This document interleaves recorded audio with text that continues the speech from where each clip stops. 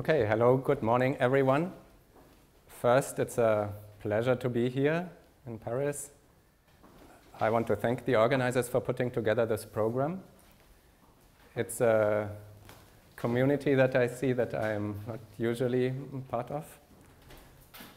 And in the following 45-50 minutes, I will tell you a story about our recent research into how can we teach the computer to discover strategies for quantum error correction from scratch.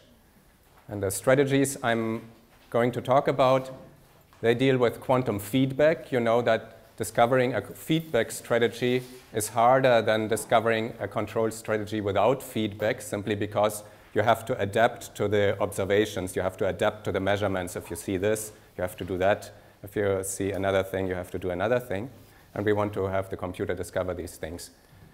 To set the context, this will be digital quantum feedback. So we are talking about a discrete set of actions in response to a discrete set of measurements.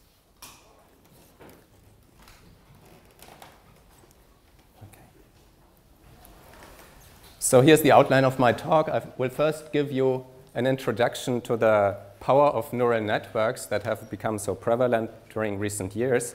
Then I'll tell you something about the general methodology that we are going to be using, which is called reinforcement learning, where you reinforce the good strategies that you've discovered. Then I'll briefly say something about neural networks for those of you who are not very familiar with those. And then I'll really present our challenge that we choose to tackle with these neural networks, which is quantum error correction in small numbers of qubits. Think 4 qubits subject to some noise, where we want to apply a quantum feedback in order to prevent them to decohere from the noise. Then it turns out that even with all the sophisticated machinery of neural networks and reinforcement learning, you cannot just apply it out of the box and see it working. So we need to invent 2 key concepts that are specific to our domain in order to make it work. And then finally, I'm going to present our numerical results. So if you think about the brain is, of course, amazing for several reasons. One of them is that it's so flexible, which means you can see a picture of a light bulb, and no matter how it looks like in detail, and no matter that you've never seen this particular picture before, you're still going to be able to recognize it as a light bulb. And so, starting in the 80s, people asked in seriousness, can we make artificial neural networks that are built on similar principles as the brain in order to get something that is just as flexible as the brain in order to, for example, do exactly the same tasks like image recognition? This was a long struggle, but I think it's safe to say that in 2012 it became clear that the struggle had finally succeeded. Namely, that was the year when a so-called deep neural network with many layers was able to beat all the other approaches in a very famous competition, which is called ImageNet, where you have a large number of images that have been annotated by humans, and the challenge is to be able to recognize as many of them as possible after training on them. And since then, there has been a rapid proliferation of applications of neural networks, not only in image recognition, but also in speech translation or speech recognition and control tasks and many other things. Also in physics, people have picked up this powerful technique of neural networks. For example, in statistical physics, you can look at the pictures, say, of the magnetization pattern and try to recognize whether this is a ferromagnetic phase or still a paramagnetic phase. You can apply it to quantum many-body physics, for example, to come up with new variational wave function ansatzes based on neural network structures. You can also apply it to quantum error correction, for example, for the decoding part of the surface code in order to understand, given a set of syndromes, what might be the underlying error and how to correct it.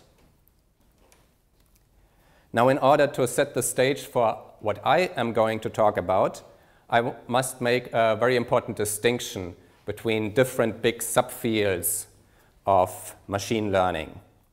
The more prevalent one is supervised learning. This is the kind of thing that has been applied for these image recognition tasks and is really what most neural network applications will be doing.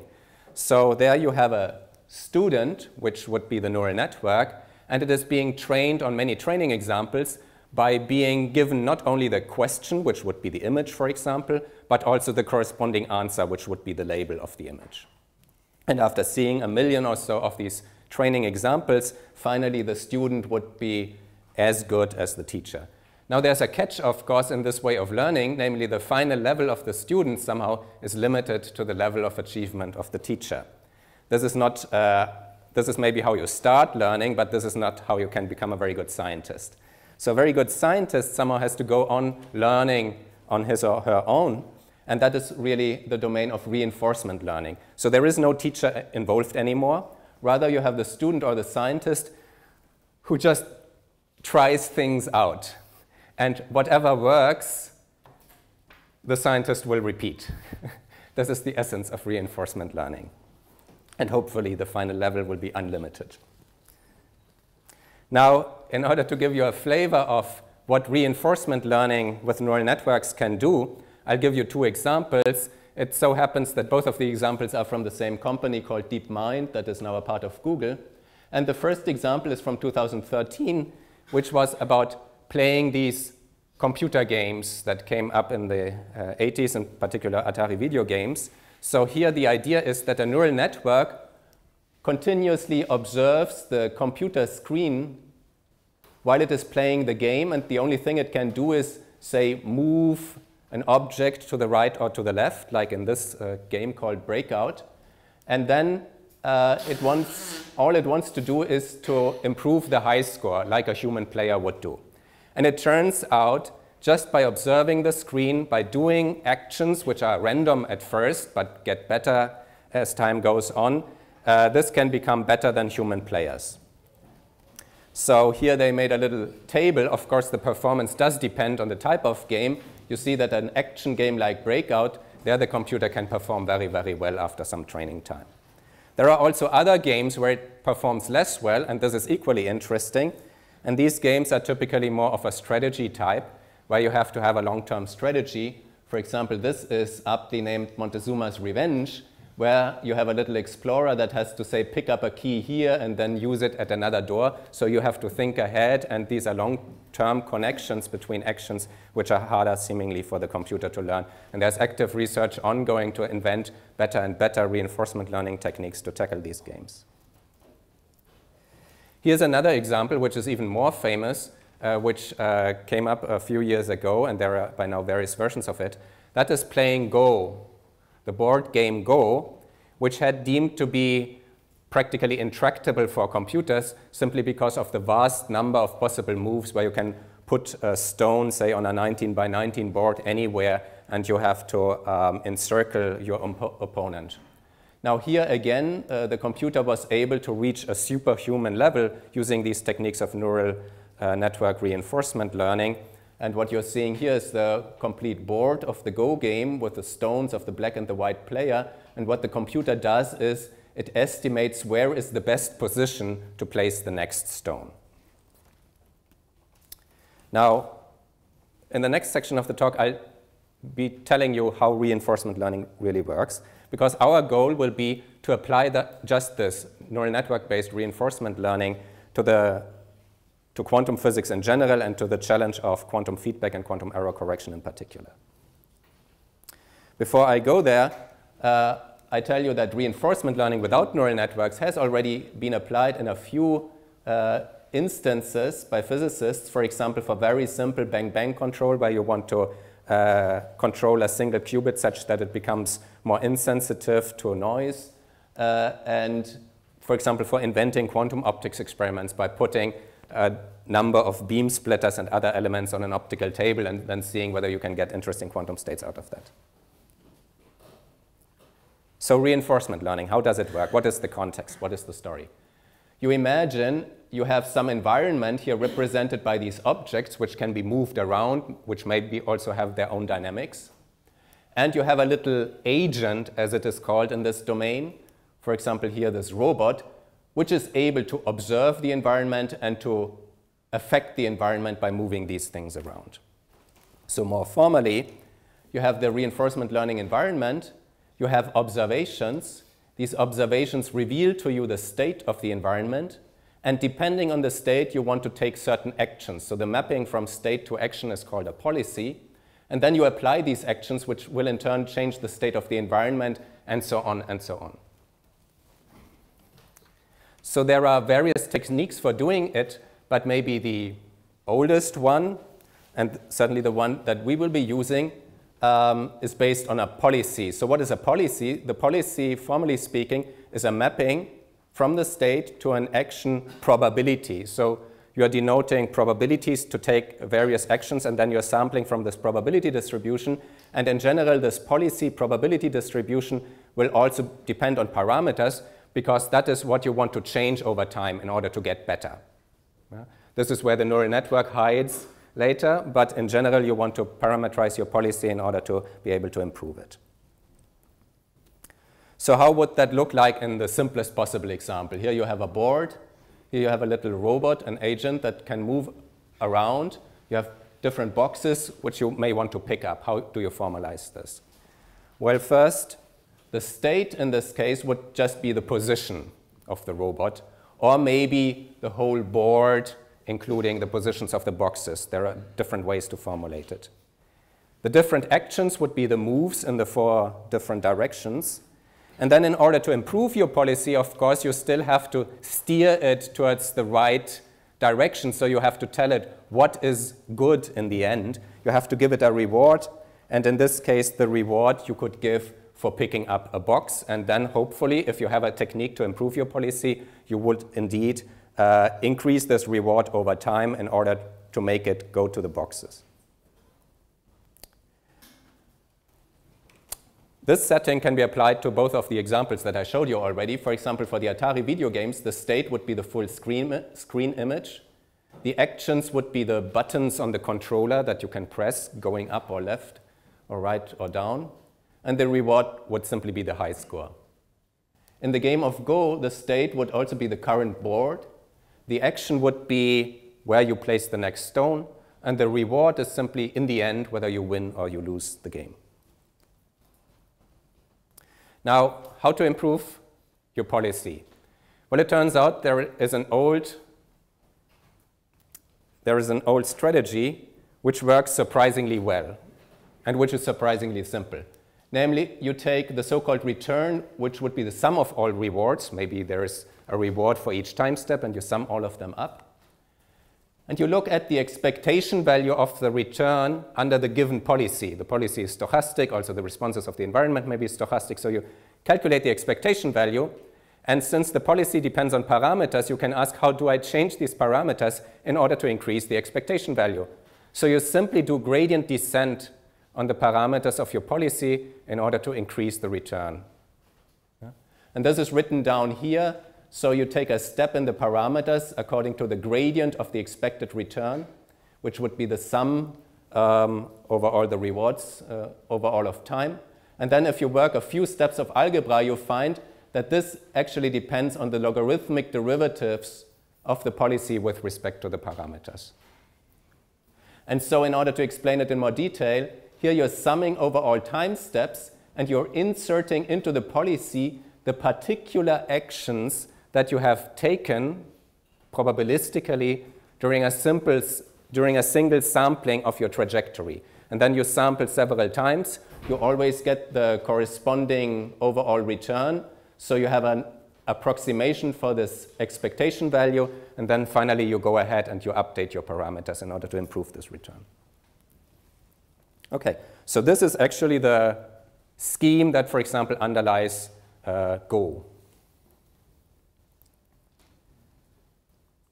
So how do you parameterize the policy? Well, if there are only very few actions and states, you could make a little table, for example, and have very simple parameterization. But here, typically, if your input is more complex, such as a computer screen, or the output is more complex, then the way to go nowadays is to have a neural network, because a neural network can represent arbitrarily complex nonlinear functions.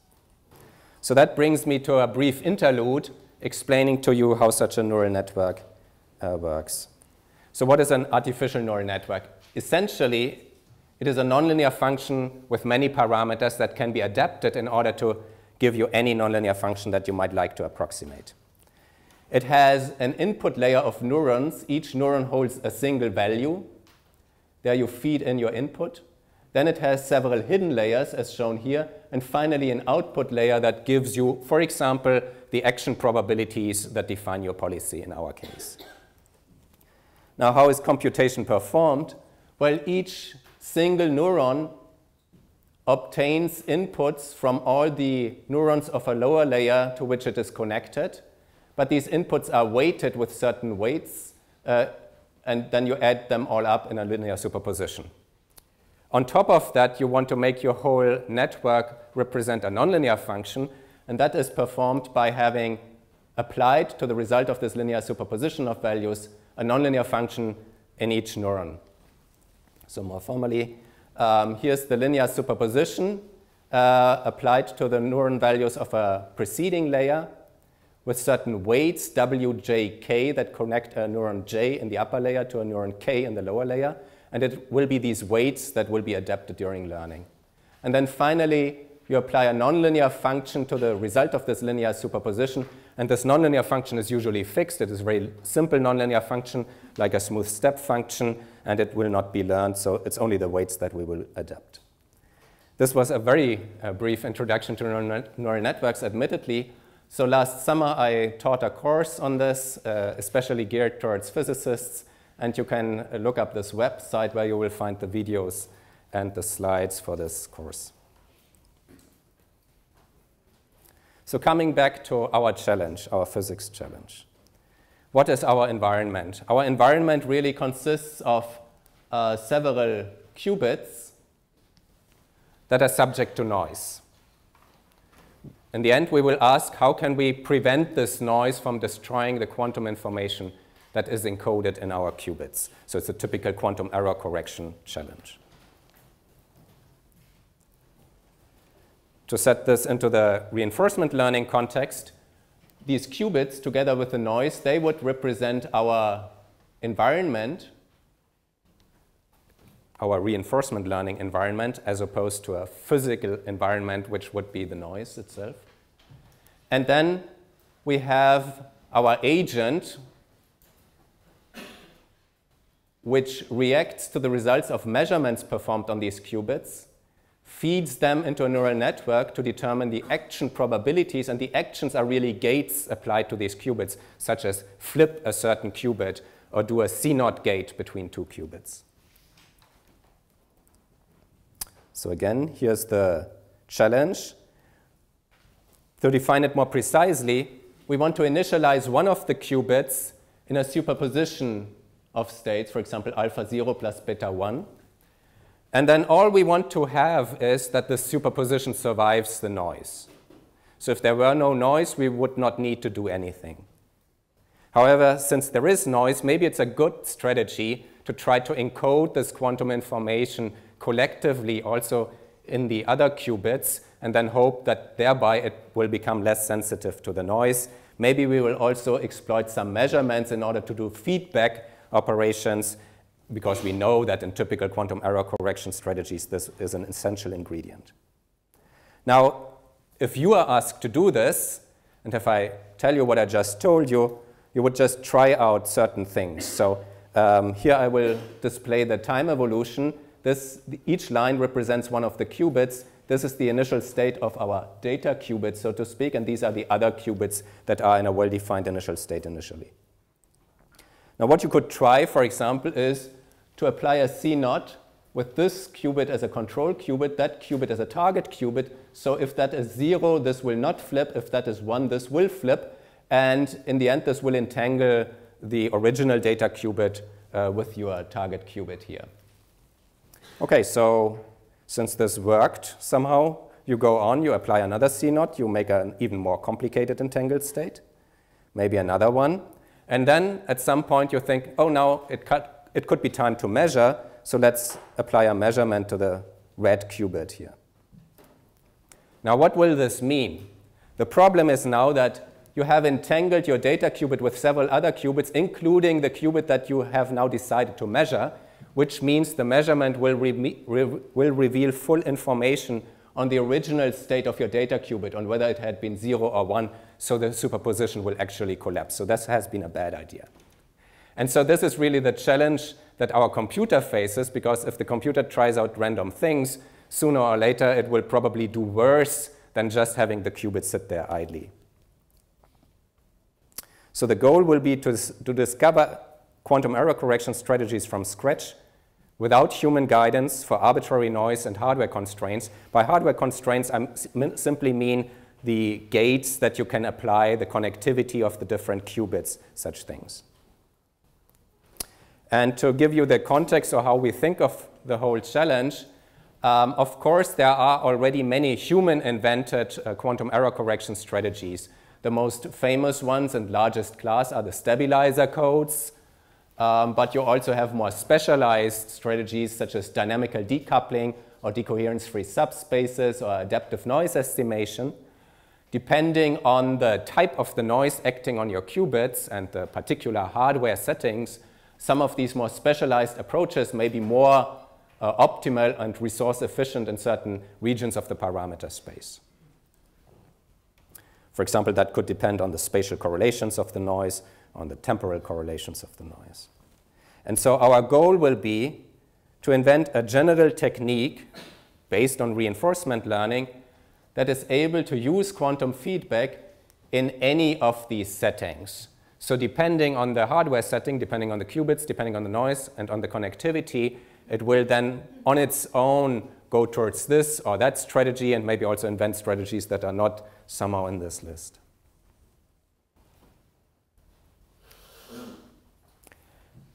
The advantage we want to gain thereby is flexibility, as I just explained. There are many different situations, many different hardware settings. You want to be flexible and you want to have an approach that out of the box works for all of them without human fine-tuning.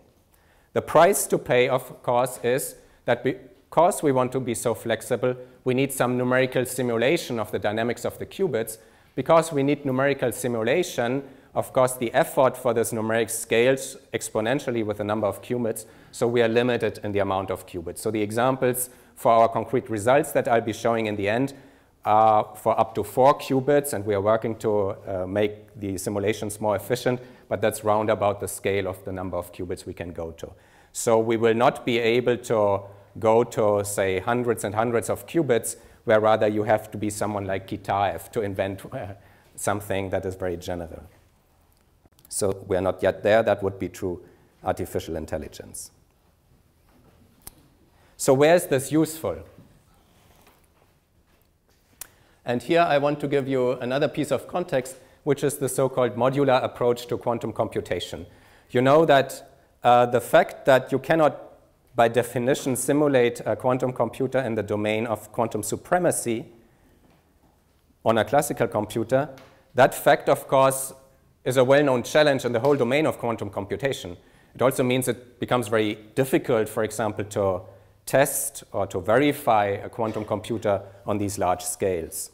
And so for this reason, and also for experimental reasons, many different groups working on different hardware platforms have proposed what they call the so-called modular approach to quantum computation, which would be to build many small modules that contain only a limited small number of qubits, and then you can test and verify these modules in isolation, and then you put them together to build a larger entity. And so we imagine that our approach would be one where you could optimize the workings of individual such modules that have only few qubits, and then afterwards you stitch them together. Okay, so let's try to apply reinforcement learning to this challenge. And I'll first explain to you what you might call the naive approach, although this will not work. So the naive approach would be if you just have learned about reinforcement learning, how this works, then you define what is the reward, and you define what are the possible actions and the possible state, and then you define your policy in terms of a neural network, and then you let it run. So as for the reward, of course, I already told you we want to preserve the quantum information. So what we could do is we feed in an arbitrary initial quantum state, which is the superposition, alpha 0 plus beta 1. And then we look at the same quantum state of this very same qubit at the end of time, and we take the overlap. And we hope that this overlap will still be large despite all the noise that has been going on.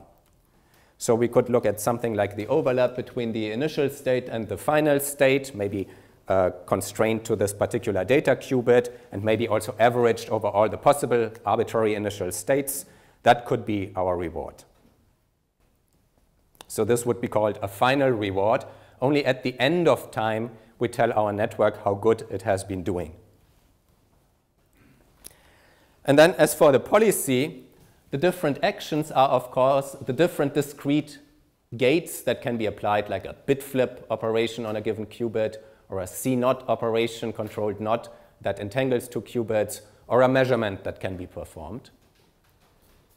The state that is observed would just be the results of such measurements. This is what you can observe in an experiment. You can measure the qubit, it's 0 or 1. This would be the input to our policy.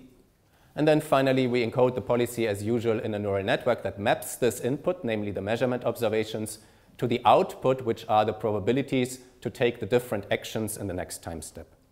So that would be the standard reinforcement learning approach applied to this setting. Now, if you let the computer run on the spaces, here's the kind of strategy or trajectory it spits out.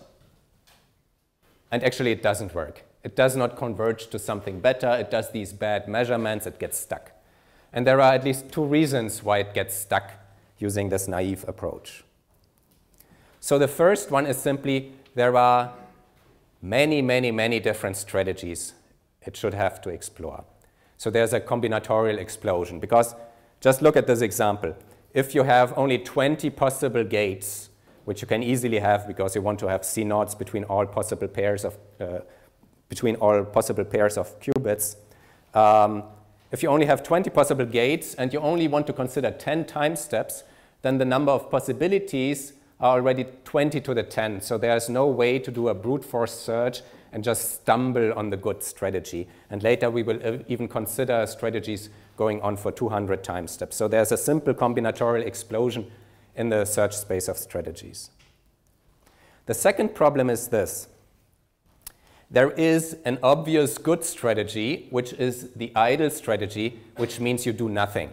You just let the qubit sit there. This is already better than trying to entangle and then do a bad measurement. And so this already represents a local optimum. Of course, somewhere out there in strategy space, there is something better. We know from human-made strategies where you entangle in a smart way and measure in a smart way.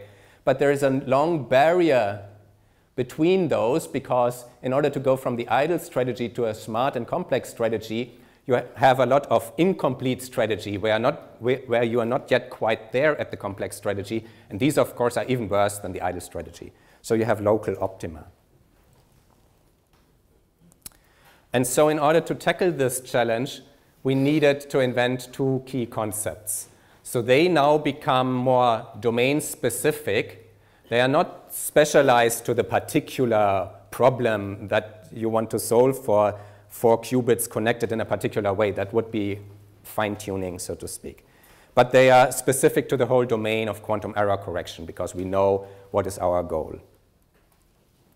And the two key concepts are the following. So first, we want to feed as much information as possible to our network. And second, we want to construct a smart reward scheme. In general, of course, these strategies, they are prevalent in reinforcement learning. So if you don't succeed in the naive approach, then you try something like this. So first, regarding the information that our network receives. In the simplest case, it only literally receives the measurement results. So most of the time, it doesn't even do a measurement. It only does gates. Then it doesn't see anything. And only once in a while, it sees a measurement result, which is just 0 or 1. This, of course, is very, very little information. In fact, it's not like playing Atari video games by seeing the whole screen. It's more like playing these games only listening to the sound. And if you Google for that, there are actually humans playing video games just by sound. Okay, but for us, this is still a little bit too complicated. It's like as if we had blindfolded our little robot. And so it's, of course, much better if it were able to see the whole map of the world. Even then, it has to do some non-trivial things like find the most efficient way to go from here to there, avoiding these obstacles and so on. So even then, it's not quite trivial. So in our case, with the qubits, what would be the most complete information that we can give to our policy, to our neural network? Well, the most complete information you can have about a given quantum system is its full quantum state, the full density matrix of our multi-qubit system. So why don't we feed the full density matrix, the full quantum state of our multi-qubit system into the neural network as the input, as the state, as the observed state? That's actually what we're going to do, but then you should protest because this looks like cheating. After all, well, two things. First, in an experiment, you do not know what is the current quantum state of your system. And second, our whole task is to preserve an initial unknown arbitrary quantum state. But if you are told the quantum state, then there would be an easy strategy, namely you know the quantum state from the beginning because of this. Then you let it decay because you don't care. And in the very end, starting from the ground state, you apply the right unitaries in order to rebuild the initial quantum state from scratch. So that would be a strategy. But of course, this is not the strategy you could apply in a real experiment. So I now have to explain to you why we are not, in fact, cheating when we apply this approach. And the reason is we don't apply it in exactly this way, but rather, to sum it up first, we will ask our network to preserve an arbitrary initial state using the same gate sequence. So the gate sequence is not allowed to depend on the initial state. And so then more technically, what we will be looking at is the mapping, the linear mapping from initial states rho onto later states rho of t. And this mapping is also known as a completely positive map. It encodes the full dissipative quantum evolution of our multi-qubit system under the influence of the noise. And so what we are really feeding into our network is not actually the quantum state, but it's this completely positive map or a representation thereof. So it knows somehow how quantum dynamics works, but it cannot rely on knowing the particular initial quantum state, so it also cannot tailor its gates towards the particular initial quantum state. So how do I encode this completely positive map acting on my density matrix? Well, here it's fairly straightforward because the initial quantum state is only a single logical qubit state, alpha 0 plus beta 1. So I can represent it by a vector on a Bloch sphere, and actually I can parameterize my initial quantum state, rho of 0, in terms of x, y, and z, which are the components of the Bloch vector. So this is a full representation of the initial quantum state, and since phi is linear, all I have to do is see how phi, encoding the full quantum evolution, acts on these individual three pieces of my initial quantum state. And then we feed this into the neural network.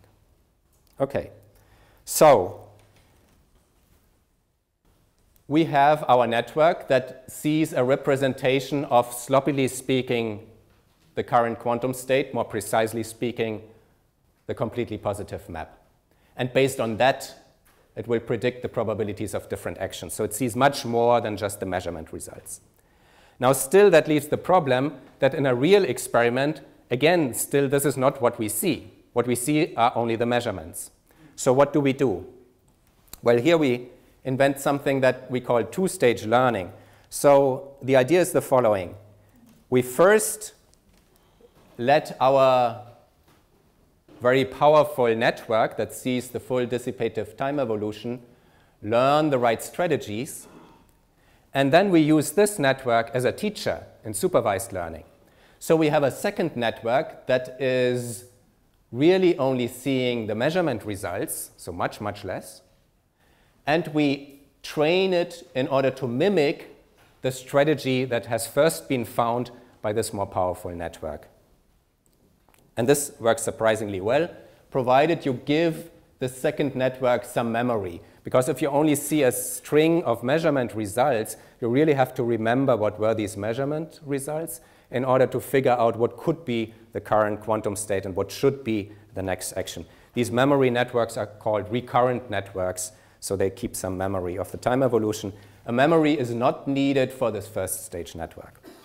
Okay, so this is how we deal with the problem of very little information. We actually now feed a lot of information into our network, and then we use this two-stage learning approach in order to, in the end, arrive at something that can be used in an experiment. There's a second concept I have to introduce. That is coming up with a smart reward scheme. And again, it can be explained with this little robot. So, of course, you can give the robot a reward only once it has picked up one of these boxes. Okay? But it would be certainly much easier for the robot to succeed if in the vicinity of these boxes there are these little markers, and then it can already know if I'm on one of these markers, I'm doing well, it's getting hot, I'm near one of the boxes. This is called an immediate reward as opposed to a final reward, so you know that you're on the right track. The problem is, of course, if you want to invent a useful immediate reward scheme, you do not want to put in all the strategy in advance because you don't know the strategy. You want the reinforcement learning approach to invent a new strategy. So you have to take care not to have to put in knowledge of the full final strategy in devising this reward scheme. So how do we apply this to our particular situation with the qubits? What could be such an immediate reward that tells me, even during the time evolution, whether I'm sort of doing okay in preserving my quantum information? So what should such a reward scheme do? We want to find a general measure of the amount of quantum information that could still be retrieved from my multi-qubit device at any given point in time. Yeah? So I'm giving you the quantum state. It's very complex and entangled. It's already decohered to some degree. But I ask you, well, if I give you full power arbitrary unitaries that you can apply, maybe also measurements, how much of the initial quantum information could you still extract? And then that should be the measure that defines our immediate reward scheme, because this will tell us how good we are doing during the time evolution. Now the problem is, of course, we don't know what would be this good strategy to extract the maximum amount of quantum information from the given state. If we knew this strategy, we wouldn't need all the reinforcement learning.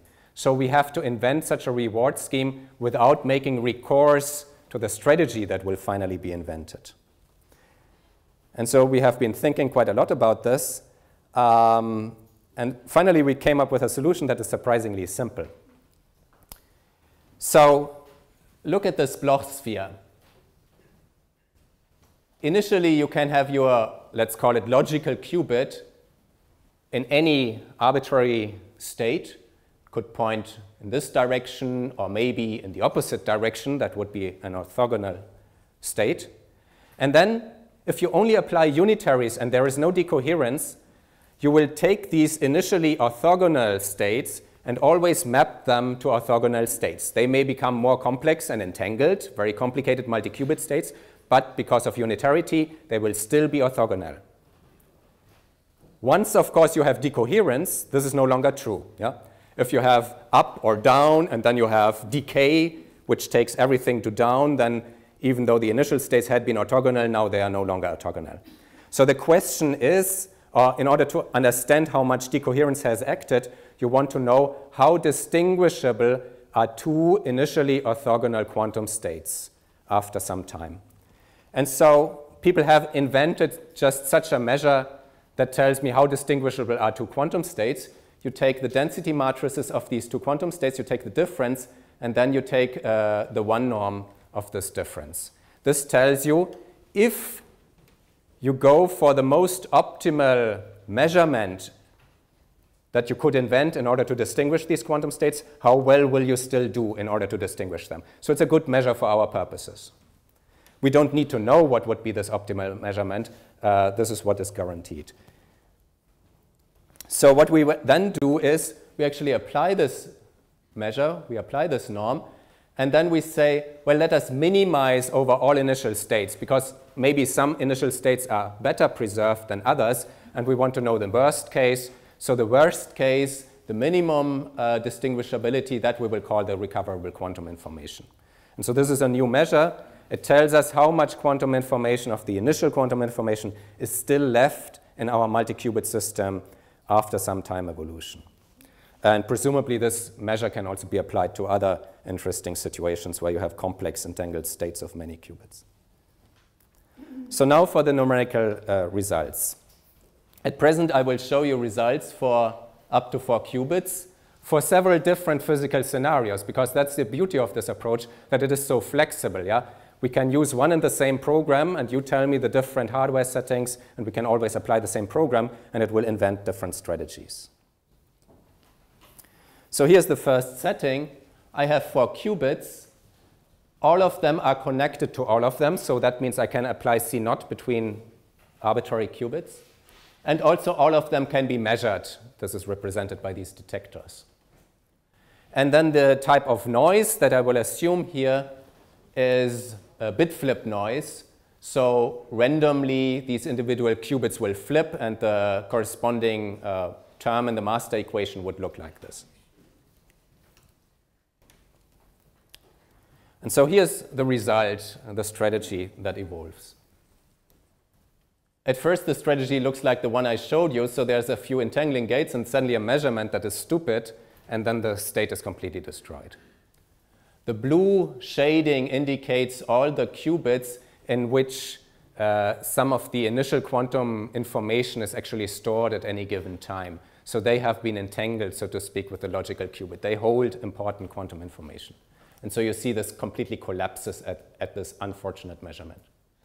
Now, each epoch of training is really a batch of different trajectories that have been simulated and for which the reward has been calculated. If I go on, you see that the network already gets better. It applies several entangling gates, and then it learns how to entangle or how to distribute the initial logical qubits over 3 qubits. This is the first, the second, and the fourth one.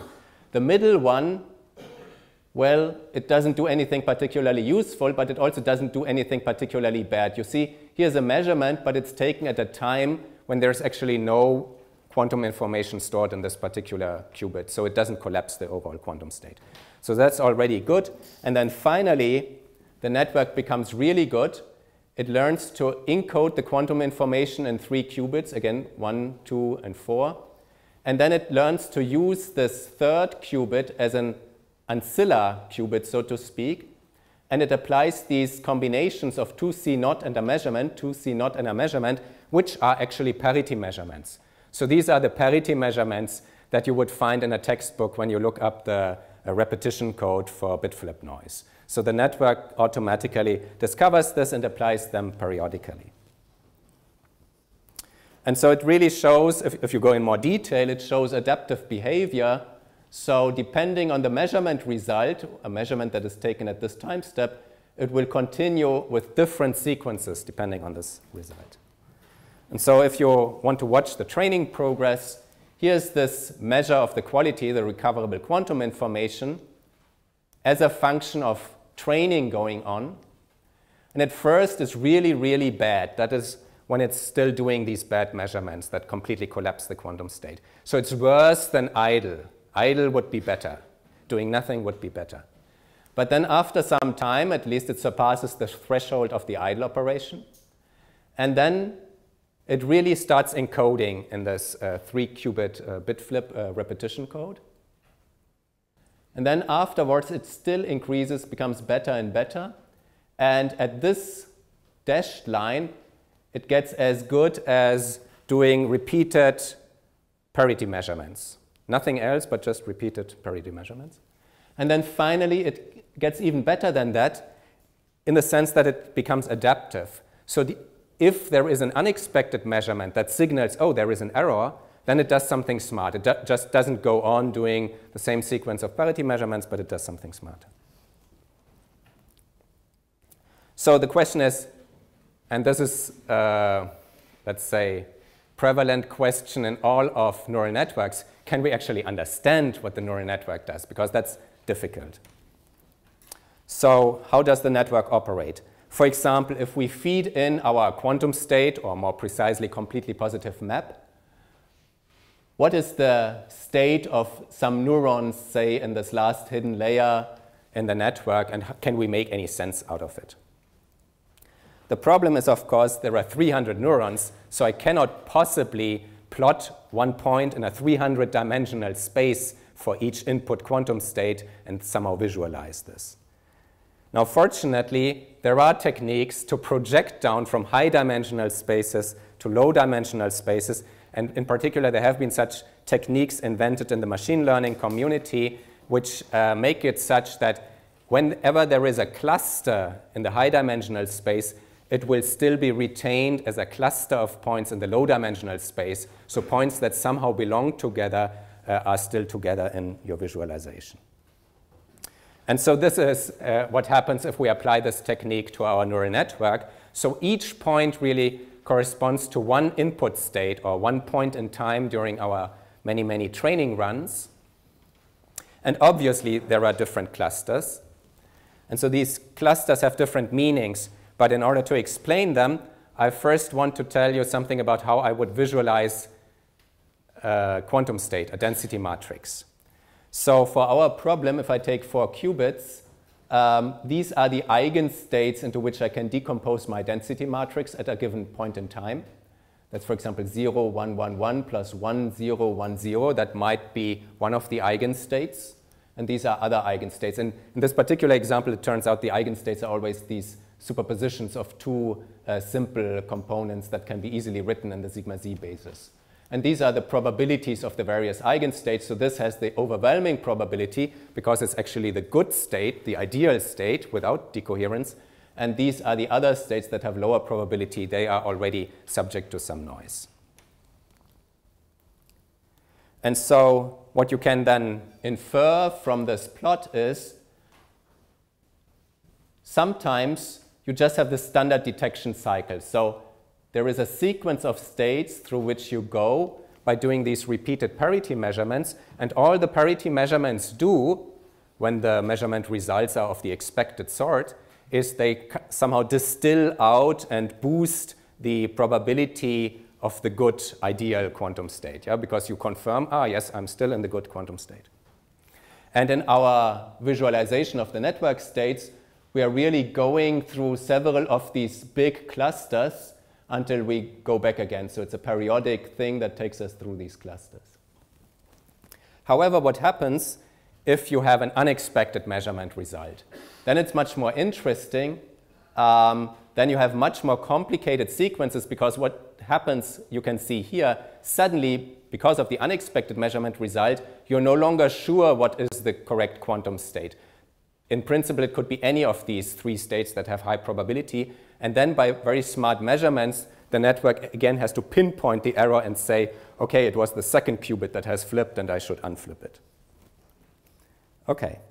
So then you can go ahead and apply this to more complex connectivities. For example, you can take this chain where you can measure only at one spot, or you can take a chain where you can measure at any spot, or you can have more complicated networks. For each of them, the same approach, the same program invents strategies. For example, in this chain, it learns that it has to swap through the different links of the chain. And since we only, in this case, provided a C0 gate to it, it has to model the swap gate by a combination of 3 C0 gates. Of course, an expert would know that this is possible, but the network discovers it. And if it has an unexpected measurement result, then it does the more complex sequence in this box. And here, for example, you see that indeed, if I have full connectivity of all the qubits, then the enhancement of the effective decoherence time is highest. Here is a factor of 25. If I only have a chain, it's a little bit lower, and so on. So we can really track by this automatic approach how better connectivity can give you better results, and how your quantum error correction gets slightly worse if you have less connectivity. And the exact same program, it has to be said, also discovers strategies in very different settings where, for example, stabilizer ideas do not work at all anymore. So here's an example. I have one data qubit and a few, let's call them ancillar qubits that can be measured. And the type of noise I have is really just phase noise, like a fluctuating magnetic field acting on this data qubit. But luckily, it turns out the same noise acts on the nearby ancillar qubits because it's spatially correlated. And so what you can do now is you can watch the precession of these ancillar qubits and measure them from time to time in order to learn something about the same noise that is also acting on the data qubit, and then you could undo the effects of the noise. And that would be called adaptive phase estimation or adaptive noise estimation. And this is really what the network then invents in this setting. And it is even an adaptive strategy that it invents. So depending on the previous measurement results, it learns that there is a more optimal basis for the future measurements to perform in order to better figure out what is the value of the noisy field. Okay, so and then finally, to close the circle, I told you that we have this two-stage learning where this is the network we've been training so far. That is the actual network we would like to apply in an experimental setting. And indeed, this supervised learning works very, very well. So there's no problem there. This is the recurrent network, the final stage network being trained by the original network. And then we can even analyze this recurrent network. I remind you, this is a network that has memory. So it has neurons that remember their state in previous times. And then it turns out that indeed some of these neurons take over interesting roles. For example, there seems to be a neuron that in the usual course of the time evolution, when everything is still fine, is switched off. But once there is an unexpected measurement result, then it is switched on, and then it keeps track of, now I'm in the phase where I have to correct this interesting error. Okay, so let me wrap up. Let me summarize. The key result is here that we have a very flexible technique that we can apply to many different settings. Principle for arbitrary noise and hardware. It exploits feedback, so it adapts to the measurement results.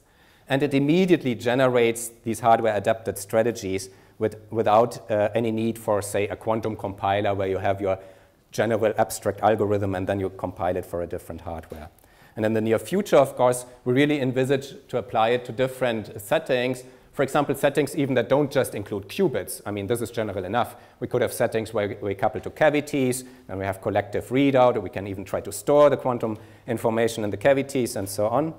And also on the more technical side, we of course profit from the rapid evolution of these techniques in the machine learning community because we can import, so to speak, the various advanced reinforcement learning techniques. So thank you very much.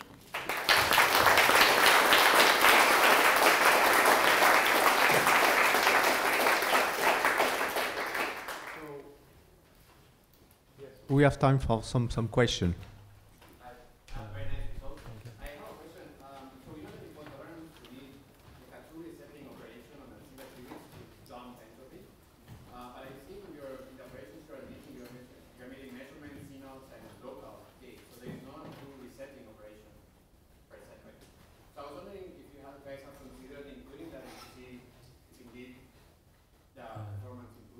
Okay, so here we don't actually need to reset because once the measurement is performed, then somehow the entropy is gone because then we know the state. Of course, we could do, once we know it's in 1, we could, if we liked, apply a bit flip, but the network actually doesn't do that because for the network it's good enough to keep track of these measurement results.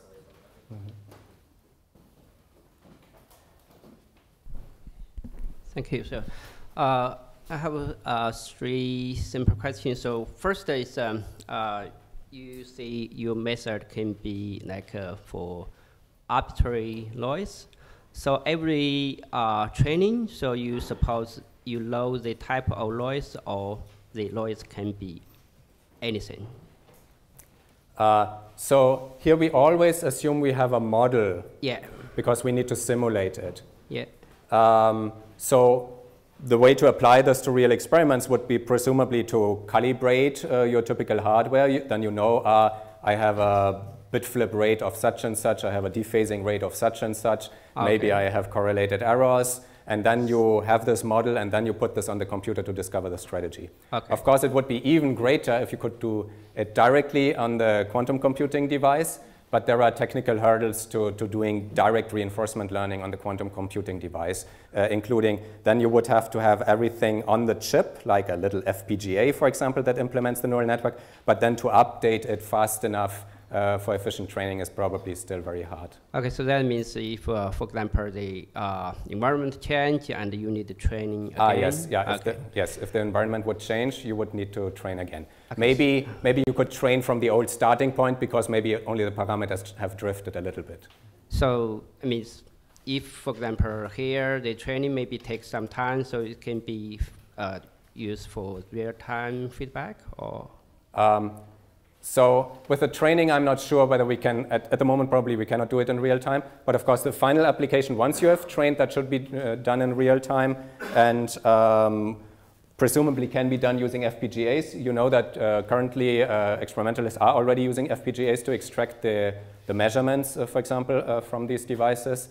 And then also other people are using FPGAs to implement neural networks, so one could bring this together. Okay, so you design the smart reward, and what's the reinforcement strategy you use? So like for example, the gradient and so here it's policy gradient, in particular natural policy gradient, if that tells you anything. Yeah. I just wanted to follow up quickly on noise. So do you envision it to be possible to include, like, I'm worried about noise in gates, in control operations, in measurements, all these kinds of imperfections, including coherent ones? Mm-hmm. Yeah, that's a good question, but this is, I think, where the approach is very well suited. So, for example, we already tested it on measurement noise, and then it actually invents repeated measurements and would take the majority vote among the measurement results, for example. But what if you have errors which are not amenable to being described probabilistically? So you don't have rates? As for example? Those which stem from Hamiltonian modeling, not from CPTPs. Okay, so then just, so to speak, in each time step, I would apply a bad unitary, so to speak, that corresponds to this bad addition to the Hamiltonian, and then it would still have to find the right strategy. We didn't test this case. It's an interesting case, but in principle, it can be implemented here. Yeah. Mm-hmm. The last question. Florian, okay. In your two-stage approach, is it possible, for instance, simply to link the machine learning part, say, to optimal type of control schemes which work continuously, and then use the neural network to break it up into some kind of standard gates? Okay, that's a very interesting proposition. So you realize I talked only about this discrete thing, and of course it would be great to somehow connect it to things like GRAPE. The naive thing I had in mind was that first you do the microscopic optimization using GRAPE on individual gates, and then you just start from there, but you are suggesting, I think, something more interesting. You say probably that I apply something like GRAPE to a slightly larger sequence, and then the neural network should somehow on its own break this up.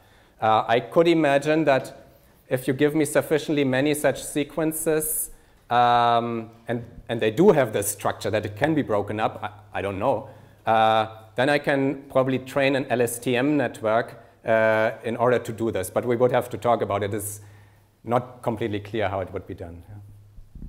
So thank you.